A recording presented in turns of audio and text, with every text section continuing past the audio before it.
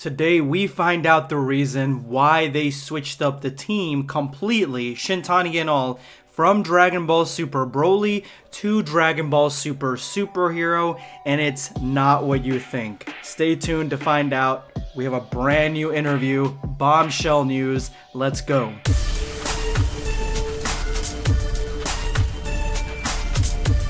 Prepare yourself, Dan Saiyan.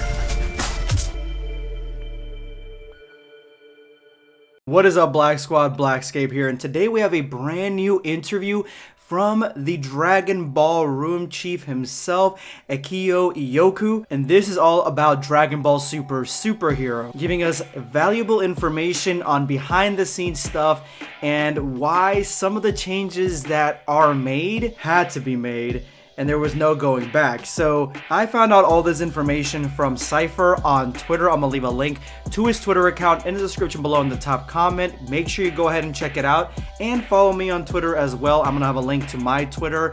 And while you're down there, I know it's a lot that I'm asking, but slap that like button if you want to hear all Dragon Ball Super Superhero news on this channel. Hitting that like button will get us in the YouTube algorithm, and the YouTube gods will show mercy on us. Let's jump in. Iyoku chose CDCC for the movie announcement since it's an event that draws global attention and the timing worked out. So it looks like he was the one that chose San Diego Comic-Con because of its wide-reaching audience. And honestly, that's probably the best thing they could have done to get as many eyeballs on this project as possible. More visuals revealed right off the bat, this time than with Broly, because the visuals this time really express the key element of the film and are different from anything that's come before. So yeah, the entire movie looks like we've never seen anything look like before in Dragon Ball, and we've only seen the little trailer of it, but now that they're pushing on this with the mixture of the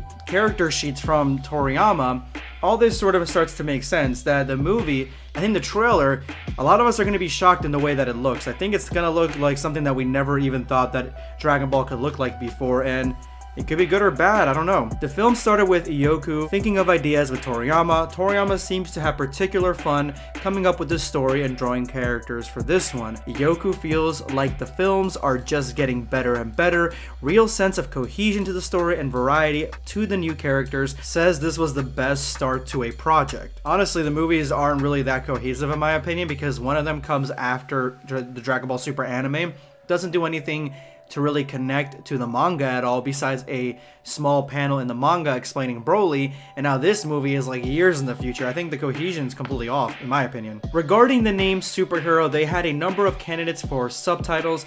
Ultimately, Toriyama settled on a vision and picked it. Iyoku had some concerns about the pronunciation. If you don't pause at the end of Dragon Ball Super, it just sounds like you've misspoken. You have to take care to enunciate both Dragon Ball Super and Superhero, like the winding Super Saiyan God Super Saiyan before it. It's truly a Toriyama name.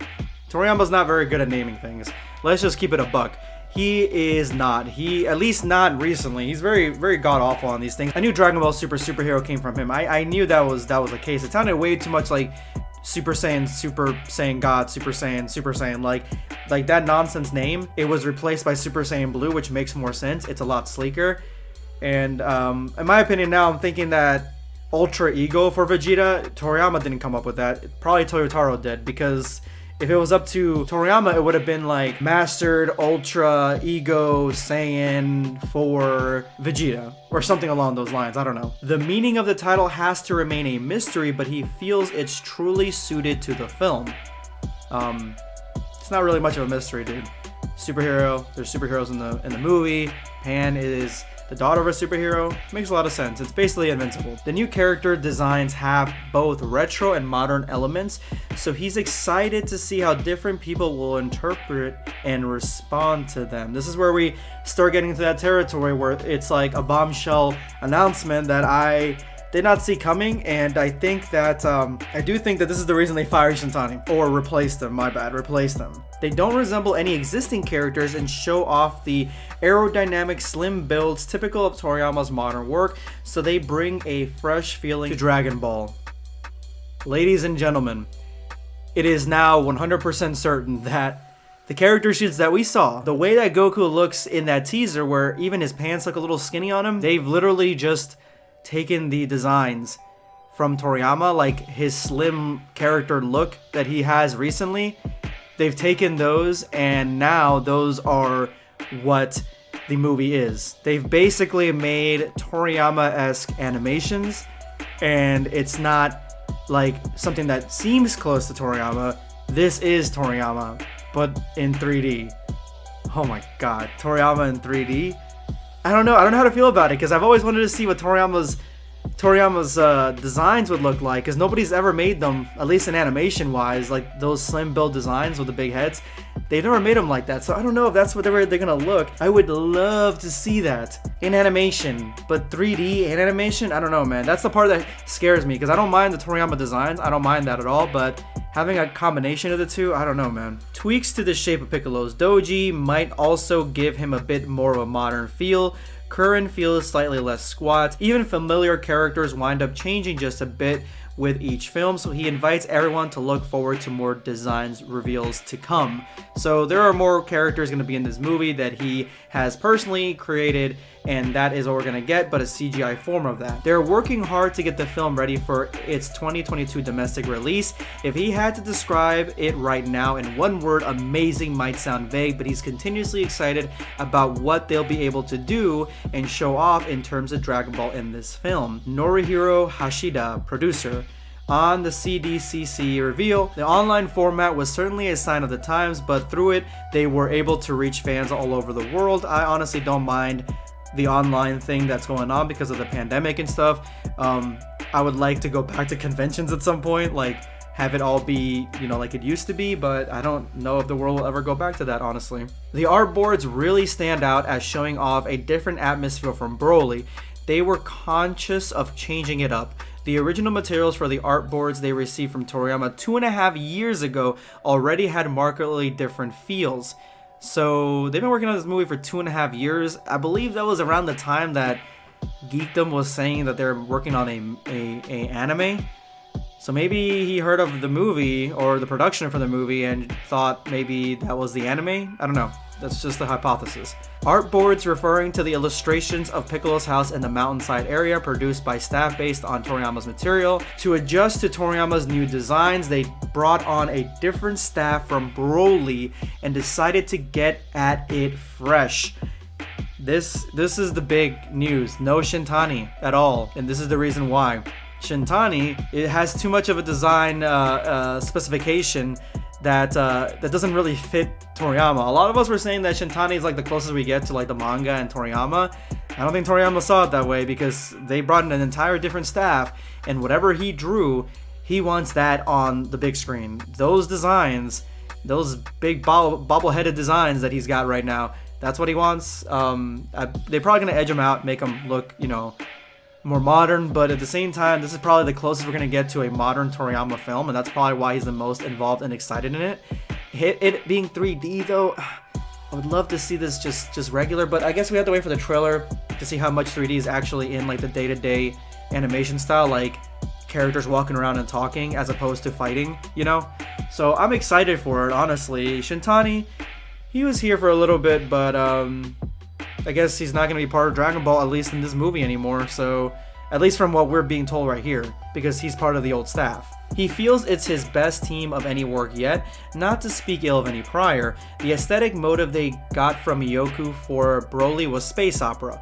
What does space opera mean? For Dragon Ball, took some time to chew on and digest. The aesthetic motive this time is pop. What is pop? The director and animation supervisor asked. Everyone has their own way of looking at it. Had lots of talks about the meaning of pop with Iyoku about 2 years back, but ultimately it was something they decided to hash out through pictures rather than words. Lots of communication over visuals this time. So will this one be totally different from Broly? Totally, he says. We'll have different appeals from the fierce intensity of the last film. This time it's a slice of life story filled with the vibrant colors of Toriyama's world, which I think correlates with the pop. So you're gonna get like more of a movie like Battle of Gods, where the majority of that movie was slice of life stuff and not fighting. That's where you're gonna be getting. I think the popping thing, I think it's gonna be more of the actual. I feel like the way I think of pop, I think of music, you know, like the genre. But I'm thinking that they're meaning like color and vibrancy, maybe animation style, like different camera angles, like stuff like that, you know. Like I think they want the movie to pop in a different way and have it be very slick and smooth like that. Something that catches your eye. I think that's what they're looking for. I think that's what they want to do. That's my interpretation of pop. He says everyone has a different interpretation of pop. That is my interpretation of pop. However, you can't entirely lose the intensity. We'll feature a fresh mix of new elements and what Dragon Ball is famous for. Not finished yet, but confident it will be a great film. In one sense, he's the one most looking forward to seeing the finished film of all. So there will be some fighting. Again, I think this is going to be more like Battle of Gods. As Iyoku and Nozawa said at the panel, it's sure to turn out amazing. They're working hard to do justice to Toriyama's story and designs and hoping everyone will keep their expectations held high. The end. Okay, so if you're telling me my expectations are high for this thing, because my expectations were not high originally, like at least after watching the teaser trailer and the sheets, they're middling, you know, because it's a new thing they're doing, a new direction. But if you guys are that confident that this thing is going to be like a blockbuster, runaway success, you know, and it's going to change the industry, and it's going to be a genre-defining, Dragon Ball-defining, time-defining film, then I will have higher expectations. I will keep my expectations high, okay? So don't disappoint them. You in this interview, you've brought them high now, like they are high. So I'm hoping that this movie blows my mind, because they weren't that high before. I'm hoping that I am right, that this is going to be crazy good. And I'm hoping that you guys are making the best film possible, because there's a lot of stuff here that we've never seen before.